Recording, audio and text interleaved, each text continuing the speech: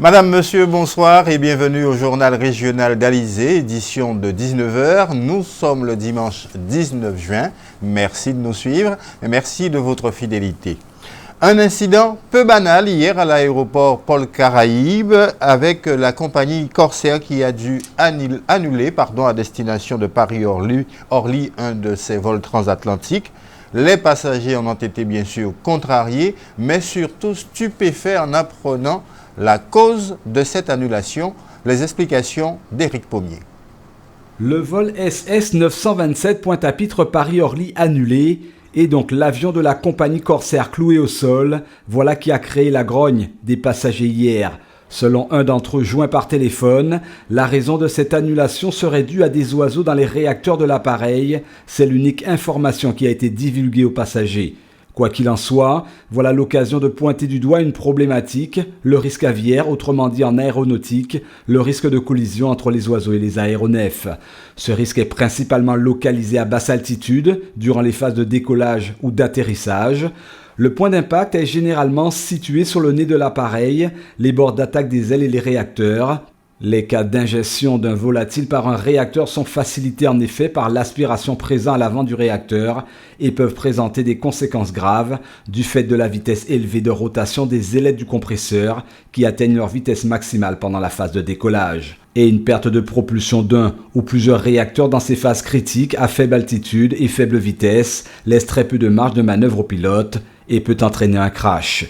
L'International Bird Strike Committee rapporte que 75% des collisions entre un aéronef et un oiseau ont lieu à une altitude inférieure à 500 pieds.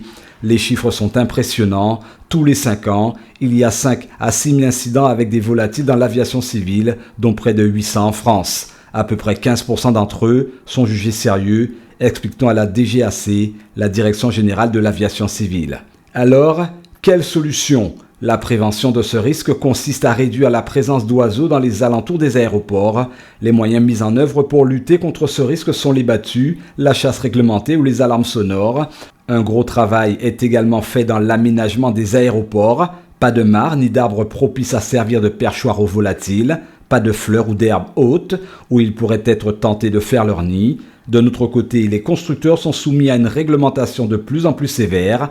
Les réacteurs ou les pare-brises subissent des tests toujours plus stricts de tir de poulet. La structure des avions doit résister à des impacts d'oiseaux de 1,85 kg en vitesse de croisière. Les accidents sérieux se produisent lorsque l'oiseau percute le pare-brise ou est aspiré par les réacteurs. Ce type de collision avec des avions civils génère chaque année dans le monde des coûts estimés, en 2000 par exemple, à 1,2 milliard de dollars. Aujourd'hui, c'était tout d'abord la fête des pères, une fête bien plus discrète bien sûr que celle des mères. Une fête lancée d'abord aux États-Unis, puis instaurée dans de nombreux pays, des pays européens comme la France au début des années 50. Elle est malgré tout quelque peu entrée dans les mœurs et elle se manifeste également par la tradition des cadeaux. Muriel Barlagne.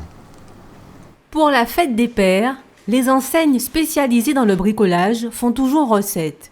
Et cette année, l'affluence est même plus importante que les années précédentes dans ce magasin des abîmes.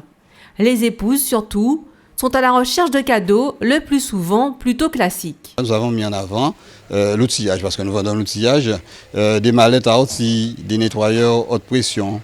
Nous avons aussi tout ce qui est électroportatif, c'est-à-dire les perceuses, les scie sauteuses, et aussi le thermique avec aussi les débroussailleuses. Mais parmi les ventes, des produits inattendus ont la cote. La berceuse en mahogany ou en pin a fait des émules, de même que le climatiseur. Cet article a été vendu à 35 exemplaires ces derniers jours, quand on en vend une dizaine par mois. Les bijouteries sont aussi très fréquentées pour ce type d'occasion. Celle-ci a même ouvert ce dimanche pour une vente privée spéciale fête des pères. Le cadeau incontournable, la montre, que l'on n'a jamais fini d'offrir puisque ces messieurs les collectionnent et que les modèles en vitrine présentent de plus en plus de fonctionnalités. Où on va trouver des montres comme celle-ci par exemple, je ne sais pas si vous la voyez, où vous serez connecté au GPS. Ce sont des montres qui vont se mettre à l'heure toutes seules, qui sont entièrement solaires et qui vont gérer la date, qui auront une technologie horlogère de pointe. Parmi les tendances, on a une marque aussi danoise, pour ne pas citer le nom, où vous aurez des montres très classiques, comme vous verrez juste à côté, Ce sont des montres ultra plates qui reviennent très à la mode. On a aussi des marques un peu plus grosses de type américaine où elles seront avec un cadran un peu plus chargé, des montres un peu plus larges. Et le XXL revient beaucoup à la mode. Chaînes et bracelets font aussi partie des présents très prisés par les papas. En or blanc, jaune ou rose, ces cadeaux très personnels sont faits pour durer. Et tant mieux, c'était également aujourd'hui la journée internationale de lutte contre la drépanocytose. Nous vous en parlons depuis le début de la semaine car cette journée vient clore en effet la semaine française de sensibilisation et d'information sur la drépanocytose. Alors c'est l'occasion de vous rappeler quelles sont les particularités de cette maladie génétique. Johan Charpentier-Titi. La drépanocytose est une maladie génétique et héréditaire. Concrètement, elle se caractérise par une hémoglobine qui a tendance à durcir et force le globule rouge à changer de forme. On dit qu'il forme un croissant de lune ou une banane. Et c'est justement ce changement de forme qui pose problème puisque le globule rouge est de ce fait plus sensible et possède une durée de vie moindre. Les patients drépanocytaires ont une anémie et en plus ces globules rouges, ils vont avoir tendance à obstruer, à faire des bouchons dans les petits vaisseaux sanguins et donc que l'organe va manquer d'oxygène et donc va souffrir. Et dans certains organes, notamment au niveau des os, cette souffrance elle se traduit par de la douleur, une douleur qui peut être vraiment très intense et obligée à utiliser les médicaments les plus forts contre la douleur comme la morphine. Des douleurs, mais aussi des défenses immunitaires beaucoup moins bonnes, ou encore une fatigue qui arrive plus rapidement. Des symptômes très handicapants, d'autant plus qu'il n'existe pas pour l'heure de moyens de guérison. La drépanocytose nécessite un accompagnement à vie, c'est aussi pourquoi la sensibilisation est si importante. Ce que nous voudrions, c'est que tout le monde sache quel est son type d'hémoglobine et quand on est en couple, qu'on sache déjà très bien quelle est l'hémoglobine de chacun, pour savoir à quoi on peut s'attendre. Pour connaître son type d'hémoglobine, il suffit d'une prise de sang où on demande à faire l'électrophorèse de l'hémoglobine. Car ne l'oublions pas, la maladie concerne un Guadeloupéen sur 8. Je n'ai jamais vu l'enfant faire des crises, mais lorsque par exemple on se rassemble, on voit que l'enfant n'est pas présent, on sait qu'il a fait une crise donc il est hospitalisé. Ça c'est clair. De mon côté, j'ai 2 enfants qui sont effectivement... Ma femme a le gène, transporte le gène, elle est AS. Moi, je ne suis pas du tout concerné. Nos 2 enfants sont AS. AA, AS, SS, quel que soit votre type d'hémoglobine, la drépanocytose pourrait bien vous concerner, de près comme de loin. Devant la violence qui sévit en Guadeloupe depuis quelques années, certains d'entre nous pensent de plus en plus aux pratiques de self-défense pour se prémunir contre d'éventuelles agressions dont certaines sont relayées quasi quotidiennement dans les médias. Arts martiaux divers, méthodes originales, ces pratiques se répandent en Guadeloupe et c'est ainsi qu'aujourd'hui était organisé un stage à ces arts martiaux singuliers, un stage animé par une grande pointure française en la matière, Éric Pommier. Robert Paturel est un ancien policier du RAID, 6 fois champion de France de boxe, puis champion d'Europe en 1984, et de passage en Guadeloupe pour enseigner un nouveau mode de self-défense, la boxe de rue qu'il crée en 2002. Une discipline issue de sa pratique de sport de combat et de son expérience sur le terrain. C'est un petit peu un amalgame de plusieurs disciplines, c'est-à-dire qu'on va retrouver un petit peu des extraits de toutes mes petites pérégrinations martiales. On voit des choses qui viennent de Chine, on voit des choses qui viennent du Penchak, d'un peu partout. Et un petit mélange de tout que j'ai adapté pour faire. Donc je n'ai pas inventé grand-chose en fait, c'est simplement un mélange de plusieurs techniques. L'initiative de faire venir une telle pointure revient au Karukira Penchak Silat Club, association reconnue officiellement depuis 2 ans, affiliée à l'organisme FISFO, Federal International System Force de l'Ordre. Objectif, faire découvrir un autre moyen de self-défense, de surcroît permettre sa pratique. Nous, par rapport au Penchak Silat qui développe des pratiques beaucoup avec des ramenés au sol, des descentes, des clés. Donc la boxe de rue permet simplement, et quel que soit l'âge du pratiquant, de se sortir d'une situation d'agression aisément et facilement. La boxe de rue permet aussi au personnel de sécurité totalement de se sortir aussi de situations et d'arriver à interpeller ou maîtriser un individu sans trop de casse. Audrey Etou est adhérente du club et pratiquant du Penchak Silat. C'est tout naturellement qu'elle s'est mise à pratiquer cette boxe de rue, consciente d'une discipline qui présente certes certains atouts, mais qui se veut avant tout complémentaire. C'est une autre approche, disons que comparé au Penchak, il y a beaucoup de similitudes, mais il nous a apporté pas mal de choses au niveau technique, c'est intéressant. C'est un bon complément en fait le Penchak, donc j'invite beaucoup de personnes à nous rejoindre. Le Penchak c'est un bon complément quand on vient des sports, que ce soit pied-point ou alors du sol, c'est un bon complément self-défense. Robert Paturel insiste sur la notion de gestion du stress, enseignée à travers cette discipline ouverte à tous. On y apprend l'aspect comportemental des gens, on y étudie l'aspect légal de la légitime défense. C'est toutes ces spécificités qui font qu'aujourd'hui, la boxe de rue a trouvé des adeptes de plus en plus nombreux en France. Et plus zen, ce sera mardi 21, mardi prochain, la journée mondiale du yoga, ça existe. Elle a été instaurée officiellement par l'ONU en 2014 à l'initiative du Premier ministre de l'Inde. Dès aujourd'hui, cela a commencé avec l'association Éduc Yoga et Loisirs qui, à Petit-Bourg, au centre Gaël Monfils, a organisé une série d'initiations et de conférences gratuites. Et puis mardi, le gros des manifestations parfois publiques, comme celle organisée par le Gopio Guadeloupe sur l'esplanade de la mairie de Capesterre-Belo de 6h à 8h, ou encore la Gauloise de Basse-Terre au Champ d'Arbaud entre 17h et 20h. En bref, la suite de la visite de cette délégation cubaine invitée par l'association Coopération Cuba-Guadeloupe, une délégation conduite par l'ambassadeur de Cuba en France, M. Héctor Ligarza Cabrera, avec le recordman du monde du saut en hauteur, Javier Sotomayor. Eh bien, cette délégation aujourd'hui s'est rendue au Sainte et plus particulièrement à Terre-de-Haut, où elle était invitée par la municipalité. Voilà qui nous emmène à l'actualité dans notre grande région. Nous irons tout d'abord jusqu'au Brésil et en particulier dans la forêt amazonienne du Brésil, décidément victime d'un déboisement intensif. La destruction de la forêt amazonienne du Brésil a augmenté de 16% sur un an, selon des données satellitaires publiées par le ministère brésilien de l'Environnement. Ce serait 5831 km² de forêt qui auraient disparu en Amazonie brésilienne, contribuant ainsi à une augmentation de plus de 15% des émissions de gaz à effet de serre, soit plus que le seul transport dans sa totalité. L'Amazonie, sanctuaire de la biodiversité. La principale cause de sa déforestation sont les barrages et les routes.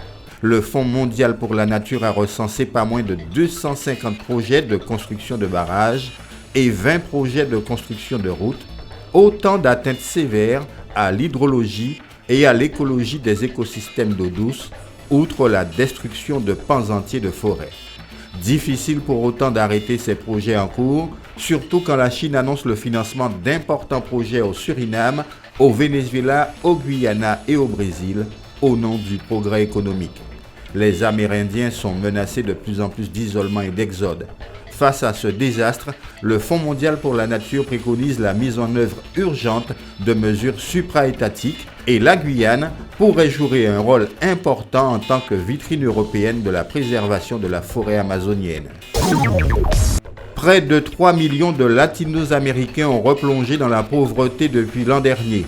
Plus de 20 millions d'autres pourraient subir le même sort, selon le Programme des Nations Unies pour le développement. Après les espoirs suscités par une décennie de croissance et de mobilité sociale, c'est toute une région qui risque d'être à nouveau saisie par la pauvreté et les inégalités. En toile de fond, le boom des matières premières qui n'a pas été suffisamment mis à profit, alors que la manne pétrolière a même été dilapidée dans certains pays. Le progrès social n'a donc pas été consolidé. Résultat, une bonne partie de la nouvelle classe moyenne qui avait émergé lors des années fastes est demeurée vulnérable. Les conditions économiques sont devenues moins favorables, plus d'un tiers de tous ceux qui étaient parvenus à sortir la tête hors de l'eau entre 2003 et 2013 pourraient désormais replonger dans la pauvreté en Amérique latine et dans les Caraïbes, soit plus de 25 millions de personnes. Le PNUD estime que 2,8 millions d'entre elles ont déjà subi ou subiront un tel sort entre 2015 et 2016, année durant laquelle le nombre de pauvres a augmenté pour la première fois en 10 ans. Playa Grande est connue pour être la plage avec le plus fort taux d'activité de ponte des tortues luttes à Porto Rico au cours des 4 dernières années. C'est donc à ce titre qu'elle a été classée comme une zone protégée, mais également pour maintenir la végétation côtière indigène, entre autres organismes et écosystèmes. La plage nourrit un système de récifs coralliens important, ce qui est essentiel pour les espèces qui peuplent l'île et sert de barrière protectrice contre les inondations. Le ministère des Ressources naturelles et environnementales ainsi que d'autres organisations communautaires, telles que le groupe de tortues Cielo Dorado, souhaitent maintenant développer de nombreux projets liés à la conservation des tortues marines et à la restauration de l'environnement sur la plage de Playa Grande et devenir ainsi une référence dans la Caraïbe. Deux mots de sport et de football en particulier, avec tout d'abord le championnat d'Europe des nations, l'Euro comme on l'appelle, avec cette rencontre France-Suisse que vous avez sans doute suivie particulièrement cet après-midi. 0 but partout entre les deux nations qui sont toutes deux qualifiées pour les huitièmes de finale. Notre jeune espoir Coman a participé à quelques 70 minutes de cette rencontre. La France termine première de son groupe. À la Copa América, l'Argentine, sans surprise, s'est qualifiée hier soir pour les demi-finales en écrasant le Venezuela 4-1. Et puis un rappel, le résultat de nos jeunes de moins de 20 ans qui, eux, participent au tournoi de l'UFC à Antigua. Malheureusement, ça se passe plutôt mal pour eux. Ils ont de nouveau perdu, cette fois face à Sainte-Lucie, 1-0 après une première défaite sur le même score face à Trinidad. Qui a dit que les Guadeloupéens ne s'intéressent pas à l'art? Eh bien, l'exposition pour l'Art Fair qui a réuni cet après-midi quelques œuvres d'une centaine d'artistes de tous horizons, eh bien, sur le terminal de croisière de Pointe-à-Pitre. Cette exposition a connu un très vif succès. Muriel Barlagne y était. Depuis sa création en 2004, le Pool Art Fair n'a cessé d'évoluer. Depuis 3 ans, ce grand salon dédié à l'art contemporain pose ses valises au terminal de croisière de Pointe-à-Pitre. 1200 mètres carrés qui ont accueilli cette année plus de 100 artistes, des Guadeloupéens qui créent sur place et ceux qui viennent d'ailleurs. Parmi eux, Karen Marietta, vénézuélienne installée en France depuis 25 ans. En fait, je travaille en série et je trouve à fur et à mesure mes sujets, toujours avec le thème des enfants. Mais par exemple, cette série, c'est une nouvelle que j'ai commencé, que c'est de Les Gitanes, que c'est des enfants déguisés à partir des photos des années 50 au Venezuela. Je crois que c'est le sujet qui me trouve, parce que bon, je regarde beaucoup, je lis beaucoup, et il y a un moment où je regarde une image, je dis ah c'est intéressant, et à partir de là, je commence à travailler, je sais tout de suite que ça pourrait me servir. Véritable carrefour, le salon permet à différents acteurs de se rencontrer. Artistes, simples amateurs, collectionneurs, professionnels de l'art, propriétaires de galeries peuvent ainsi échanger et développer leur réseau.